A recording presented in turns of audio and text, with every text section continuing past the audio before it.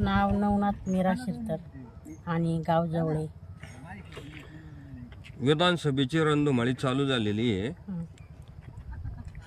देवदत्त निकम यांच्या विरोधात दिलीप वळसे पाटलांचा सामना रंगताना दिसतोय.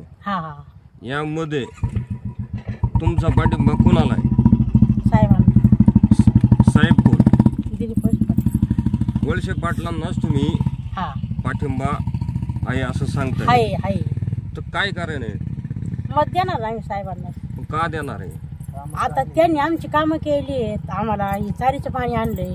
आम्हाला लाईट कितीतरी वर्ष आम्ही अंधारात होतो, त्यांनी आम्हाला लाईट दिली. वळसे पाटील साहेबांच्या माध्यमातून विकास झालाय असं तुमचं म्हणणे आहे. लाईट, रस्ते वगैरे बाकीच्या गोष्टी सगळे साहेबांनी केलेलं आहे असं तुमचं म्हणणे आहे. आमचं म्हणणं असं. तुम्हाला लाडक्या बहिणीचे पैसे आलेत का? आलेत. तुम्ही त्यावर खुश आहात का? आता आलेत म्हणल्यावर खुश आहे. आता आता कस काय म्हणायचं खुश. आता आलेत म्हणल्यावर काय सगळ्यांना भेटले, आम्हाला भेटले. आताच्या सरकारवर तुम्ही खुश आहेत का? आम्ही सरकारवर खुश आहे. साहेबाबा आहे. दादा नमस्ते. नमस्ते. नाव सांगा आणि गाव सांगा. अशोक गोरक्षनाथ शिरतार, गाव जवळ. रणधुमाळी चालू झालेली आहे. दिलीप वळसे पाटलांविरोधात देवदत्त निकम यांचा सामना रंगताना दिसतोय. निवडणूक आता जवळ आलेली 8 दिवस येऊन ठेपलेले आहे.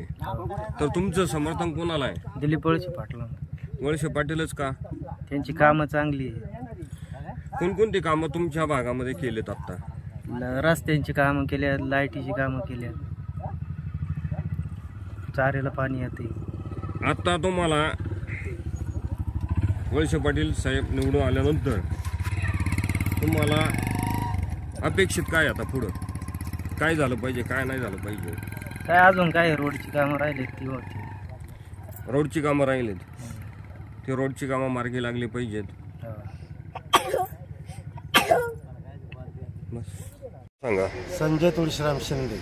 विधानसभेची रणधुमाळी चालू झालेली आहे. दिलीप वळसे विरोधात देवदत्त निकम यांचा सामना रंगताना दिसतोय. यावर तुम्ही काय सांगाल?